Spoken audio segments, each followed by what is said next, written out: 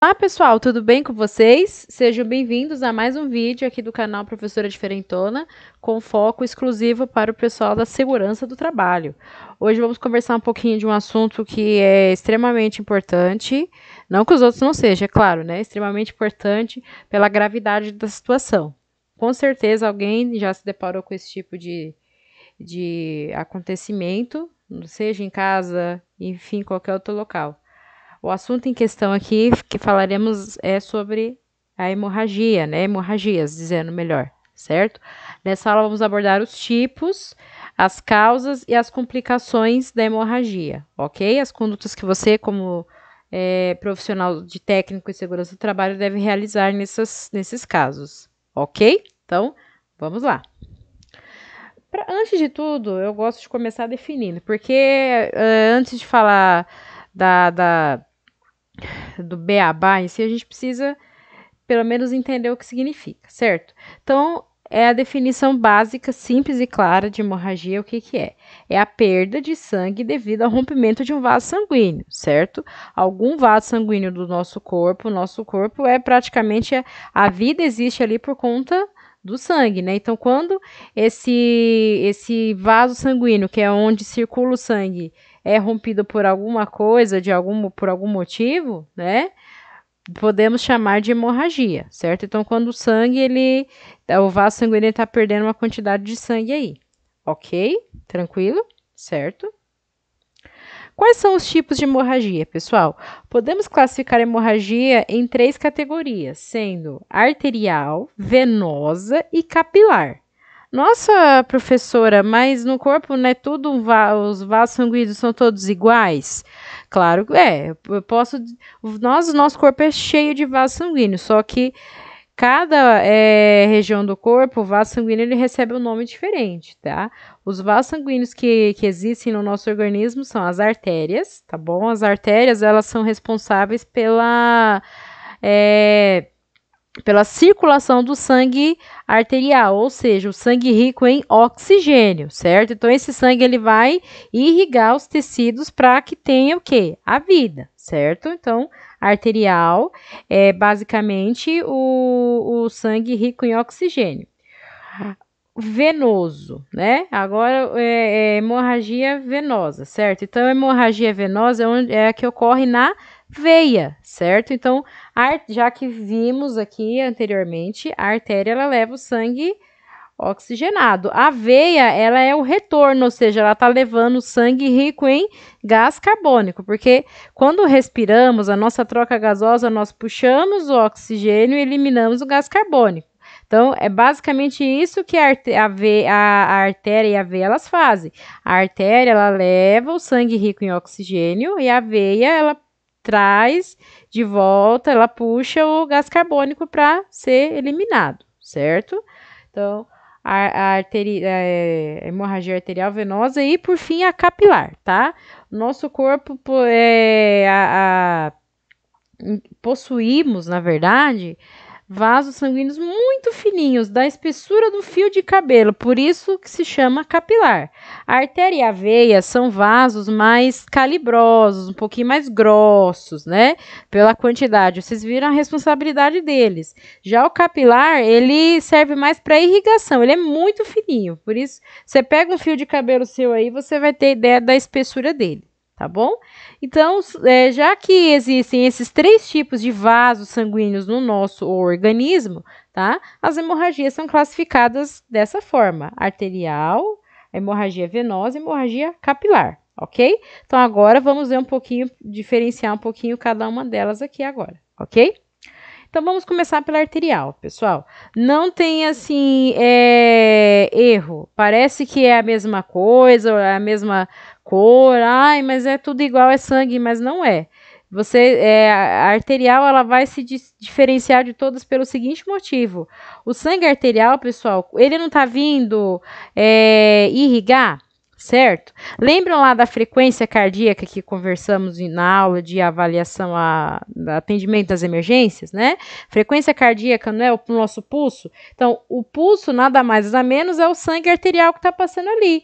Então, o sangue arterial ele vai vir na velocidade dos batimentos cardíacos. Então, olha só, o sangramento vai ser em jato, né? Então, na proporção que o coração estiver batendo, é a proporção que ele vai estar sendo o quê? Que ele vai estar saindo, tá? Essa é a hemorragia mais grave que tem, porque afinal ela é rica em oxigênio, então sem oxigênio não é possível existir a vida, ok? A coloração desse sangue por conta do oxigênio ele é um vermelho vivo, tá? Bem forte mesmo. É bem diferente do venoso, tá? Então, quanto mais vivo, mais intenso é a cor do sangue, mais rico em oxigênio ele é, ok? Então, ele é um sangramento que ele vem em jato, ó, né, na velocidade do pulso. Então, se você colocar, né, for verificar, coloca aí a mão agora no seu pulso. Pode ser do pescoço, que é o carotídeo, pode ser no o radial aí, né? Se você colocar os dedos sobre o pulso agora, você vai sentir os batimentos. Então, imagina, o sangue ele vai sair nessa velocidade aí, nessa frequência aí, tá? É extremamente grave, ok? Precisa de atendimento imediato. A chance de sobrevida nesses casos aqui são poucas se não tomar os devidos cuidados, ok? Hemorragia venosa, pessoal, olha só. Diferente da arterial, o sangramento ele só é contínuo, mas ele não é em jato, ele já vem numa velocidade, ó, ele tem um sangramento assim, ó, significativo, mas ele não tem aquela fatalidade, né, quanto o sangue arterial, porque esse sangue, como eu já falei agora há pouco, ele é o retorno, né? Então, a artéria, ela tá indo, a veia, ela tá voltando. Então, isso é um retorno, ele é rico em gás carbônico, certo? Então, esse tipo de hemorragia, ela vai vir um pouquinho mais lenta, né? Vai tá sangrando, mas não na velocidade do coração igual aqui a arterial, não vai ser em jato, ela vai sair, ó, tá? De forma um pouco mais lenta, mas é lógico, né? Se não tiver o tratamento adequado, se não tiver assistência adequada, pode levar a óbito, mas raramente é fatal, porque esse tipo, por conta da velocidade, por conta do gás, porque gás carbônico nosso corpo ele não precisa, ele precisa eliminar, né? Não é assim tão essencial para os tecidos sobreviverem como o arterial, ok?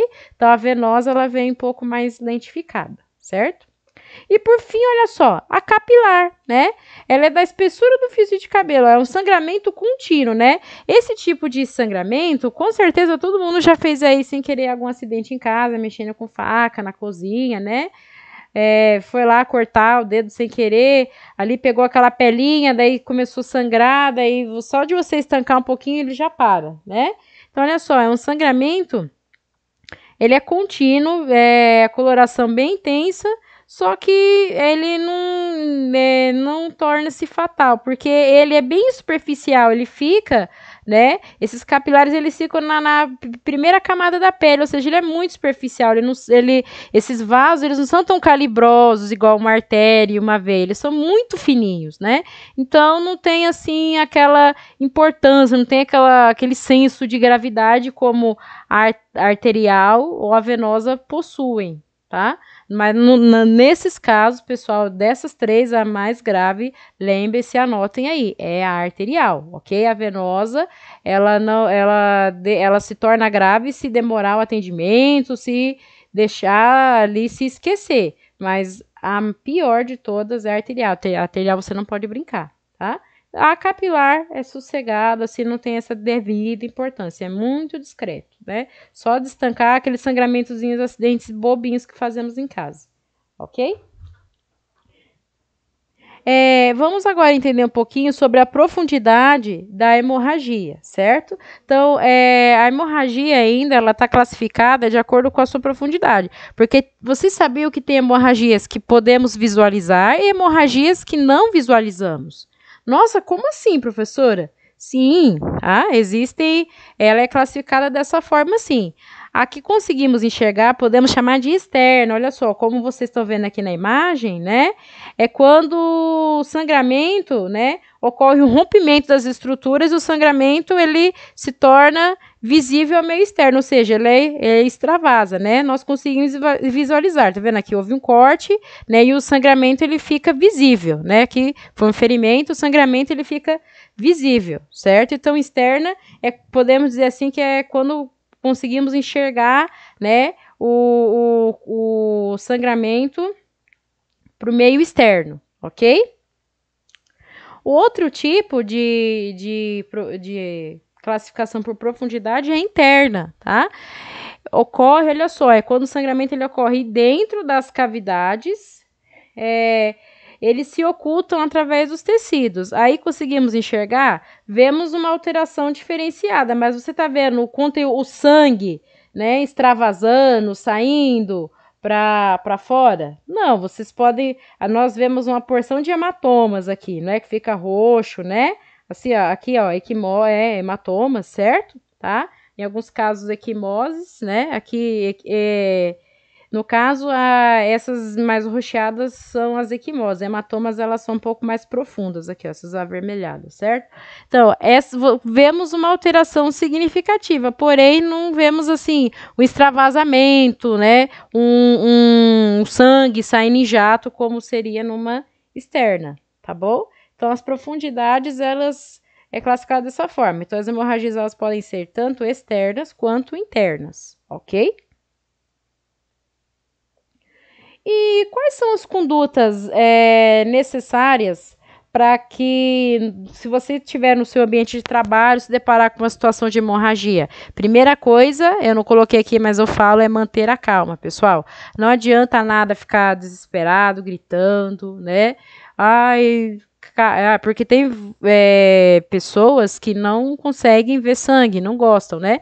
Tudo bem que a profissão de vocês vão se deparar com outro tipo de situação, né? Quem gosta de sangue vai para enfermagem, vai para medicina e tal, né? Mas se você tá nesse curso, você precisa começar a trabalhar um pouquinho seu psicológico quando você vê esse tipo de coisa. Viu sangue, viu? Precisa trabalhar, manter a calma é a primeira coisa, tá? Depois que você se acalmou, porque quando você fica em desespero, né? Repara, você consegue pensar? Não, a gente não consegue pensar, né? Quando você tá nervoso, quando você tá ali, né? Você às vezes você não fala coisa que não deveria, não faz coisas que você não deveria. Então, a primeira coisa é se acalmar, manter a calma para recobrar os sentidos. Depois que isso acontecer, iniciar a avaliação primária. Lembra do ABCD, que discutimos na aula de avaliação atendimento nas emergências? Então, o ABCD é a primeira coisa que você vai ter que fazer, né? Vias aéreas, controlar vias aéreas, checar respiração, circulação e avaliação neurológica. Em seguida, quando já realizou a avaliação primária, né? Você fez ali, colocar o que? Luvas, né? Você se cuidar ao entrar em contato com a vítima, para você manipular a vítima, certo? Deitar imediatamente a vítima em seguida com a cabeça dela mais baixa do que o corpo. Por quê? Quando você deita a cabeça dela mais baixa do que o corpo, você melhora o retorno sanguíneo para o cérebro, tá? Em seguida, o que você vai ter que fazer, né? Cobrir o ferimento com uma compressa limpa e comprimi-la com firmeza, né? Sempre, mas se você não tiver compressa, um pano limpo, desde que não tenha sujidade, não esteja contaminado, certo?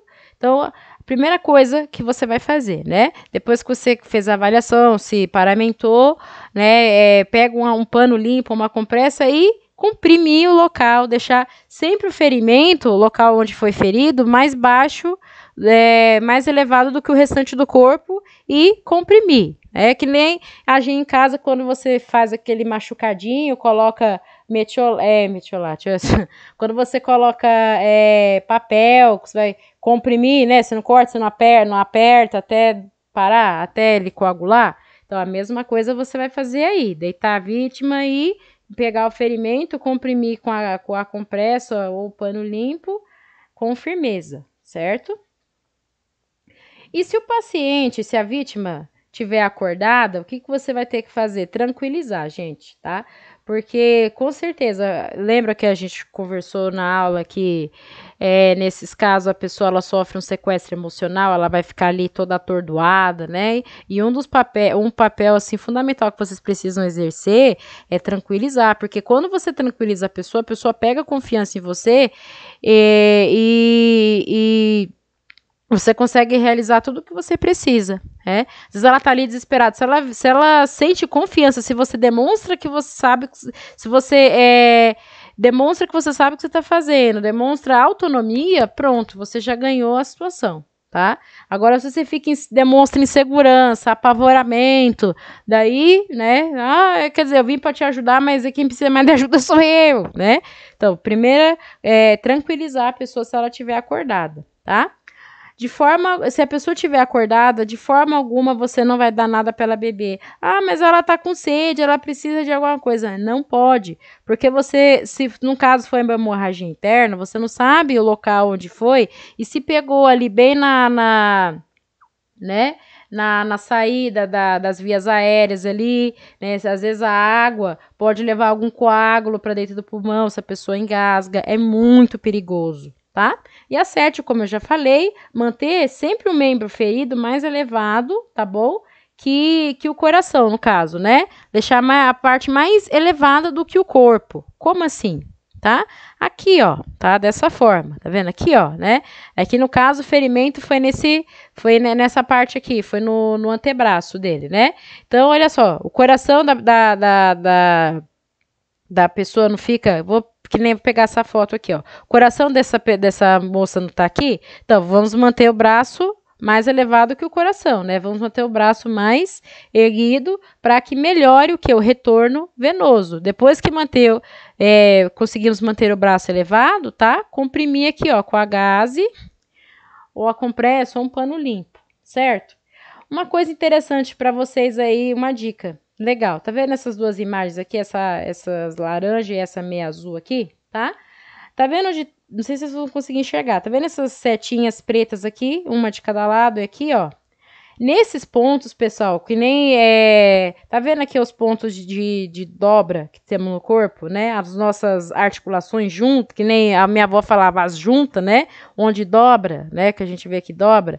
Nesses pontos, meus amados, aqui, ó, são os pontos onde mais o sangramento ele será intenso, tá?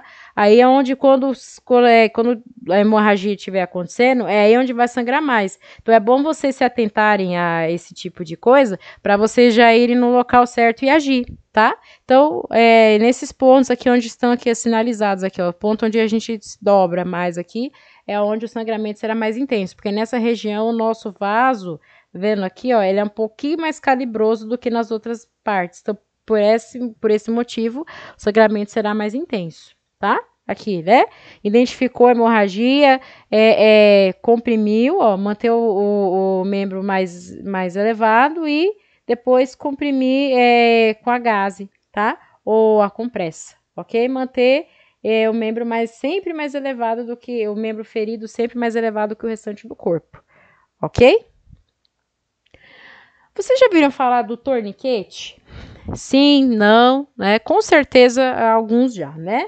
Então, o torniquete, por muito tempo ele foi utilizado, por muito tempo ele entrou em desuso, só que agora eu trago atualidades para vocês, tá? Em 2019, a diretriz do PHTLS disse que, tá? O torniquete ele só pode fazer em alguns casos, tem que saber fazer da forma correta, tá? Muitas pessoas, eles acabavam fazendo torniquete em cima do ferimento, né? Aqui tava o ferimento, que nem vocês estão vendo aqui, e acabava fazendo, né? Essa amarradura forte em cima, e não pode fazer isso. O torniquete, ele funciona como se fosse uma torneira, ele era uma técnica usada na guerra, né? Quando os soldados, eles acabavam perdendo um membro, isso era uma forma só de prolongar a vida até chegar ao socorro mais especializado, certo?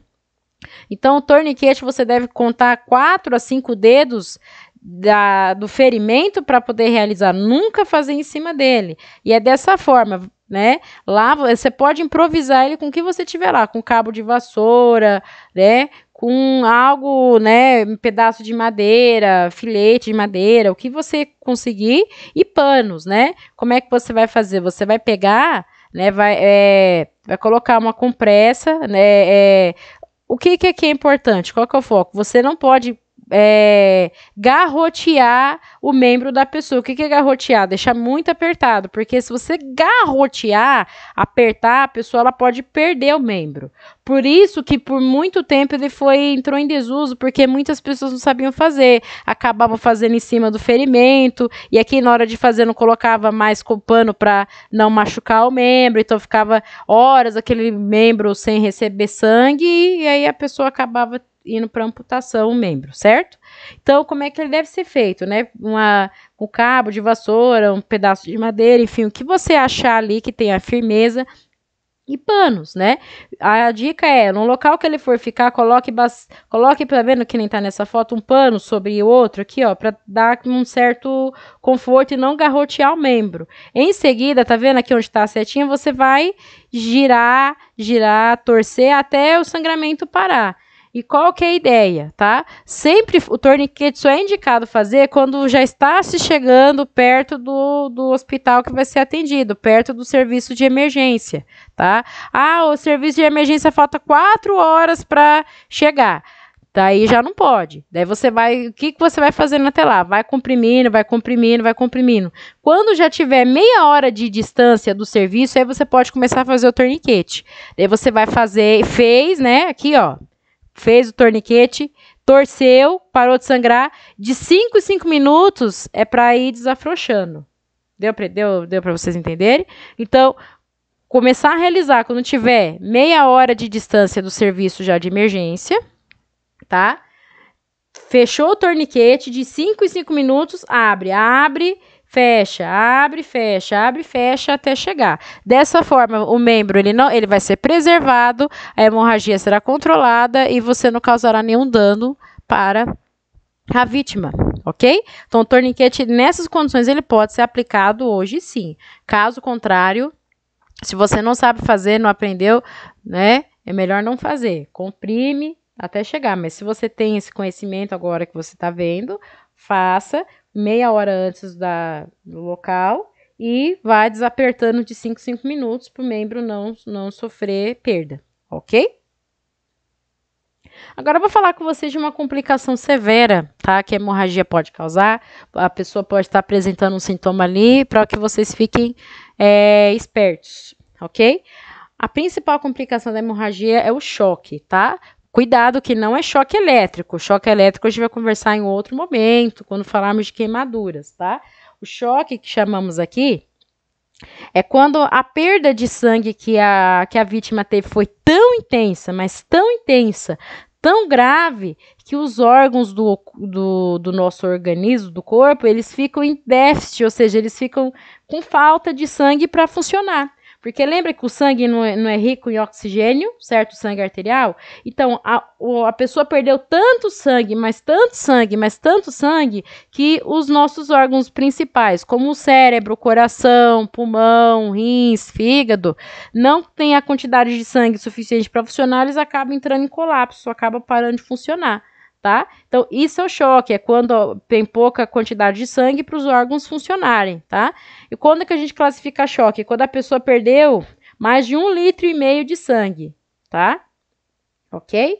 Em média, nós temos de 4 a 5 litros de sangue no corpo, tá? Em média. Então, se a pessoa perdeu mais de 1,5 litro, já é considerado choque, ok? Quais são as principais causas do choque, né? Podemos dizer que é uma hemorragia intensa, né? Que é perda líquida, que é quando a pessoa ela pode sofrer um quadro de desidratação, né? Como uma queimadura, quadro de diarreia ou uma hemorragia, como a gente já discutiu ali anteriormente. Vai perdendo muito líquido ou perdendo muito sangue e a pessoa pode entrar em choque, tá? Infarto agudo do miocárdio em adultos, né? Porque lembra quando conversamos sobre parada cardiorrespiratória, né? Quando alguma coisa bloqueia a circulação sanguínea, né? o corpo ele vai entrar em colapso. O coração ele não tem que levar sangue para todo lugar. Então, se ali tem um coágulo ali impedindo isso, que é o infarto, basicamente um trombo, um coágulo muito grande que está bloqueando a passagem de sangue para o restante do corpo, vai causar um choque, porque o sangue fica represado, não consegue sair e isso acontece, tá bom? Uma infecção severa, essa pessoa pegou uma contaminação muito grave, porque quando a gente pega uma doença infecciosa com micro-organismos graves, né, o nosso corpo ele fica ali tentando combater, tentando, fazendo de tudo, as nossas defesas lutando contra aquilo, e o corpo se concentra tanto em destruir aquele agente, que a quantidade de sangue os tecidos acaba não indo na quantidade que deveria, porque os componentes do sangue todos ficam ali preocupados em combater o que está fazendo mal, que esquecem de circular para os locais que devem no corpo, ok? Queimadura grave e outros, né? Que nem já até posso associar com o que eu falei aqui no primeiro tópico, certo? Porque o nosso corpo é praticamente 70% de água, né? Se sofremos uma queimadura, vocês já viram como é que fica uma pele, né? Quando ela fica queimada, ela fica toda deformada, né?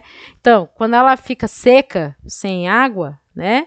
Vai desidratando, vai secando, nosso corpo entra em choque, porque nosso corpo precisa de líquido, precisa de sangue, ok? Quais são os sinais e sintomas, meus queridos, tá? Que a pessoa, quando ela tá tendo um choque, ela vai apresentar. O primeiro deles, primeiro tópico que eu gosto de falar é confusão, ansiedade e até inconsciência, tá? Um primeiro sinal que a pessoa, quando o cérebro nosso ele está com pouco oxigênio, é a confusão. Você pergunta para a pessoa que dia é hoje, a pessoa responde outra coisa nada a ver, sabe? Viaja mesmo na maionese lá. Então, ou ansiosa, né? Preocupada, sabe? A pessoa quando tá agitada, né? É um sinal clássico. Ou, que é pior de todos, quando ela tá desacordada. Você chega falando ali com ela, já não fala com você direito. Não fala com você, na verdade, né? Não responde, tá? O segundo tópico, a pele fica pálida, úmida e pegajosa, que é sudorese, é o suor, tá? Sudorese é o suor frio e sede intensa. Se a pessoa estiver acordada, ela vai estar reclamando de sede. Ai, tô com sede, tô com sede. Por quê? Tá perdendo líquido, né? Olha como é que o nosso corpo ele é inteligente, né? Se o seu corpo tá perdendo sangue, então o cérebro ele pensa, poxa, tá perdendo sangue, eu vou fazer ela beber mais, ter sede para poder repor. Só que nesses casos não é indicado dar líquido, porque você não sabe aonde que tá tendo um ponto de hemorragia, você não sabe. Às vezes, se você der água para essa pessoa, vai piorar mais a situação, ok? O pulso arterial da pessoa, lembra, a frequência cardíaca vai tá rápida e ao mesmo tempo fraca. Por que vai estar rápida? É o corpo tentando compensar. O corpo ele vê assim, poxa, tá vazando sangue, então eu vou tentar bater mais rápido para ver se eu consigo chegar a tempo onde precisa. E fraco por quê? Porque boa parte já saiu, já vazou para fora. E só tem um pouco dentro, então por isso que fica fraco, certo? Tem pouquinho dentro do vaso, tá? A respiração também fica rápida, porque no sangue, lembra, o principal componente do sangue arterial não é o oxigênio, certo? Tá? O oxigênio, como ele está sendo perdido, então o cérebro, olha também como ele é inteligente de novo aí, ó, tá? Ele faz você respirar mais rápido para que você consiga captar no ar mais quantidade de oxigênio para repor o problema que está acontecendo, ok? Agora vamos falar um pouquinho das condutas, tá? O que a gente tem que fazer em situação de choque. É muito parecido com a hemorragia, tá? Só que tem algumas coisas mais... pouquinha coisa diferente, tá? Primeira coisa que você vai fazer é o ABCD, tá? Avaliação primária, realizar a avaliação primária. Em seguida, controlar imediatamente as hemorragias externas, né? Tudo que você tá vendo ali que tá extravasando, que tá saindo, colocar compressa, né? Limpa o pano ali no local e manter mais elevado que o coração, lembra? Mais elevado que o restante do corpo, que o coração, certo? De forma alguma você vai dar nenhum líquido ou medicamento, tá, para essa pessoa, pela boca, nada, por isso que não pode dar líquido, porque se a pessoa tiver tendo hemorragia ali interna, né, você der água, pode acabar indo para o lugar errado, a pessoa pode engasgar, é muito perigoso, tá bom? Um sinal que a pessoa também ela vai estar sentindo, pessoal, lembra que ela vai estar sentindo a pele pálida, fria, pegajosa? Ela vai estar sentindo frio. Por quê? um dos componentes que controla a temperatura do nosso corpo é o sangue, tá? Se você colocar a mão em você agora, você vai ver que você tem uma temperatura, né, meio que ambiente, né? Você não é meio quentinho assim? Então, quem mantém essa temperatura é o sangue. O sangue, ele precisa manter uma temperatura adequada para o seu corpo funcionar, para as células, as suas funções aí trabalharem legal. Então, quando boa parte do sangue está sendo perdida, a temperatura do seu corpo ela vai cair um pouco. Por isso que a pele fica pálida ou fria, assim, entendeu? Então, se você aquecer a pessoa, aquecer a vítima, né? Você meio que melhora esse desconforto, tá bom? E transportar imediatamente para o serviço especializado, tá? Não brinca. A hemorragia é muito sério, já chegou, já tem que mandar rápido, não pode, né, brincar de jeito nenhum, porque isso vocês já viram, né? Se for principalmente arterial, pode levar a óbito, ok? Meus amores, por hoje, né, esse assunto é o que eu quis trazer para vocês. Espero que vocês tenham gostado, espero que vocês tenham entendido. Qualquer coisa, estarei aqui, comentem, curtam, compartilhem aí onde vocês estiverem, para que mais vídeos venham para vocês, tá bom? Fique com Deus, boa noite e valeu!